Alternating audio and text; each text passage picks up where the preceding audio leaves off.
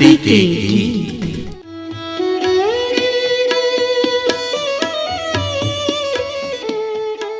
ये गीत हमारी माटी के संस्कारों की परिपाटी के, परंपरा की झलक संजोए लोकगीत हमारी माटी के। कुछ आंसू हैं, कुछ खुशियाँ हैं, कुछ मौसम हैं, मनबत्तियाँ हैं, मेले भी हैं और नदियाँ हैं, कुछ झूले हैं, अंगनैया हैं, पूजा भी है, त्योहार भी है, ये माटी का आधार भी है। ये अपनी धरोहर गाती है, लोक रंग से धरा सजाती है, ये अपनी विरासत अनुपम है, स्वर संपदा ये सर्वोत्तम है। आओ इस पर अभिमान करें, इन गीतों का रसपान करें, लोकगीत हमारी माटी के, संस्कारों की परिपाटी के, धरती के गीत। श्रोताओं नमस्कार। हमारा ये कार्यक्रम एक अनवरत यात्रा है लोक संपदा के संरक्षण की दिशा में। ये माध्यम है कि आकाशवाणी रामपुर ने इस मेगा प्रोजेक्ट के अंतर्गत लोक संस्कृति के जिन रंगों को सहेजा उन्हें आप तक पहुंचाया जाए। 15 मई 2019 से लगातार आप हमारे साथ इस यात्रा पर हैं। आज ये यात्रा वहीं से आरंभ करते हैं जहां हमने इसे कल विश्राम दिया था। हम थे थारू जनजाति बहुल ग्राम रतनपुर में, जो जिला ऊधम सिंह नगर की तहसील खटीमा का एक प्रमुख ग्राम है। हमारे साथ थी श्रीमती कृष्णा देवी, श्रीमती दयामंती और श्रीमती निर्मला देवी। इन्हीं के साथ आरंभ करते हैं यात्रा का ये चरण। थारू जनजाति की स्त्रियों की वेशभूषा राजपूताना रानियों के समान होती है। बहुत सारे पारंपरिक गहने पहनती हैं और जब पुरुष भी अपनी पारंपरिक वेशभूषा में आते हैं तो कुछ कुछ राजपूत राजाओं के समान ही उनकी छवि दिखाई देती है। थारू समुदाय के लोग काफी समय तक कच्चे मकानों में रहा करते थे, जो मिट्टी की ईंटों, बांस, खरिया, छप्पर आदि से बनाए जाते थे। लेकिन समय बीतने के साथ ही थारू जनजाति के लोगों ने भी आधुनिकता को अपनाना आरंभ कर दिया। आधुनिक शैली से बने अब पक्के मकानों में ये रहते हैं। संयुक्त परिवार की व्यवस्था आज भी लोगों को सीख देने का काम करती है।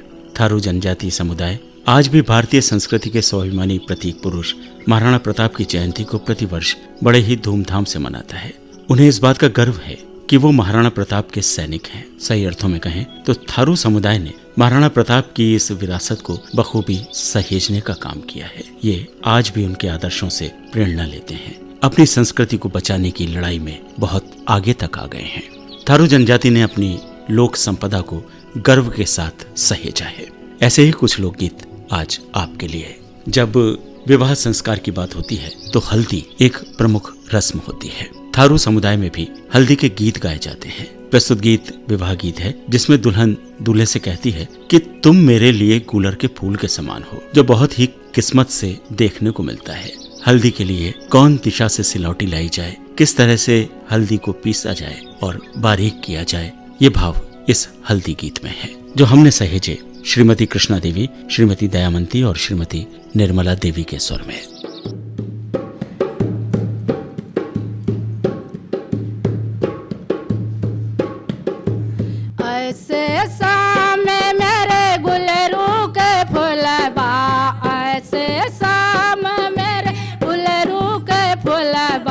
देखन कह हो गए दूल्हा मेरा भला, देखन कह हो गए दूल्हा मेरा। मैं ऐसे शाम मेरे गुलरू के फुलबा, ऐसे शाम मेरे गुलरू के फुलबा, देखन कह हो गए दूल्हा मेरा भला, देखन को हो गए दूल्हा मेरा।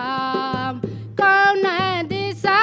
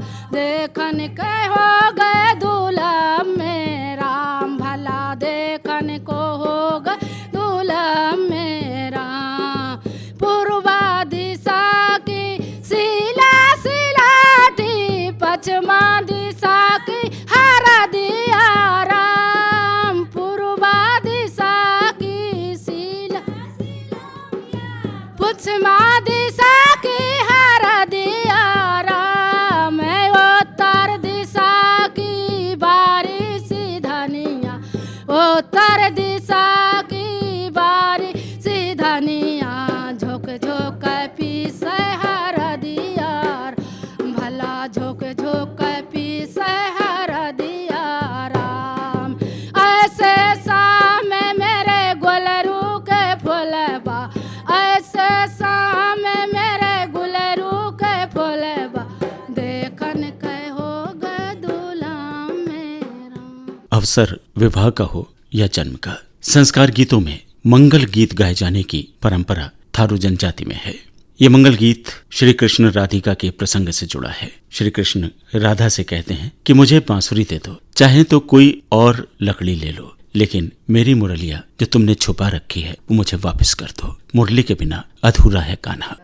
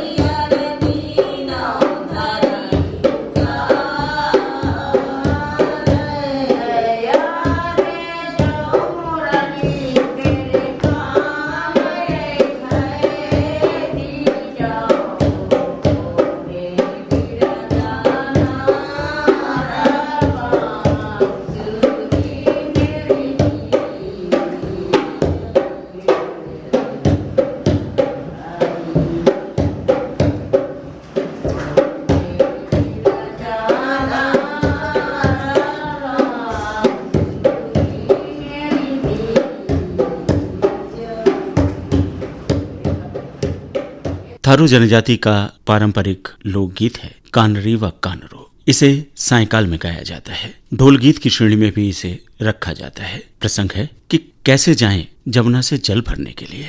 जमुना बहुत गहरी है, कैसे गगरी में पानी लाया जाए एक बहुत बड़ी समस्या है। इस पूरे प्रसंग को ढोल गीत में अभिव्यक्त किया गया है।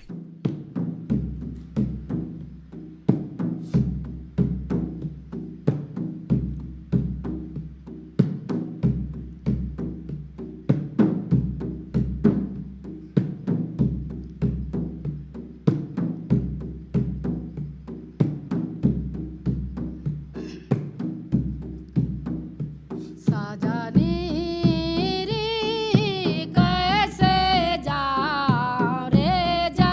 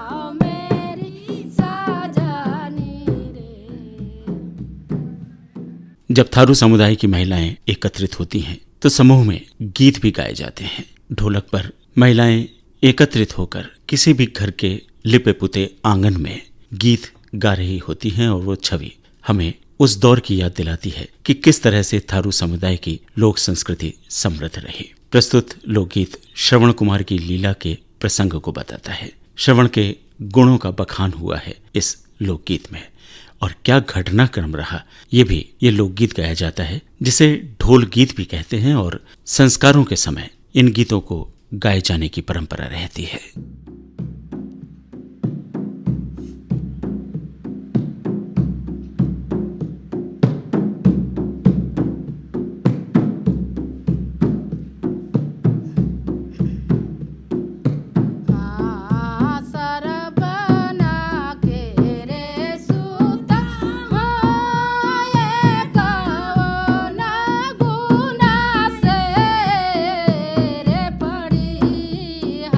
रे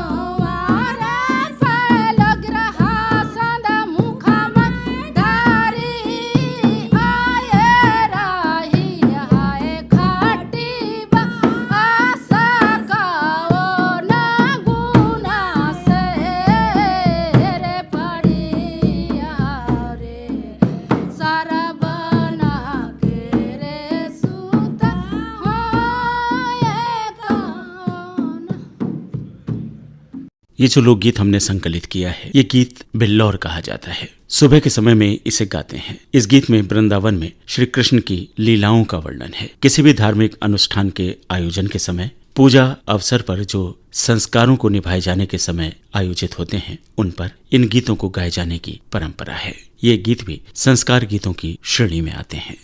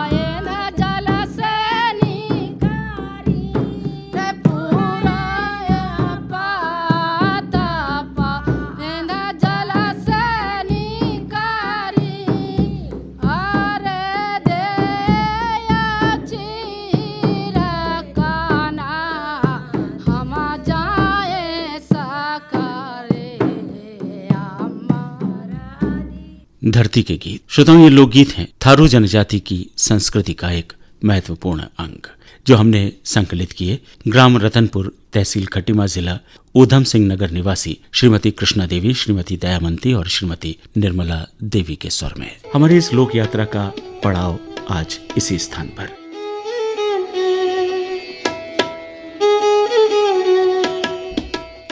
इन्हीं लोक कलाकारों के बीच कल यहीं से पुनः आरंभ करेंगे यात्रा का अगला चरण।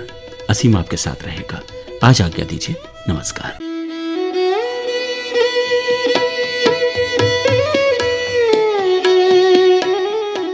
धरती के गीत।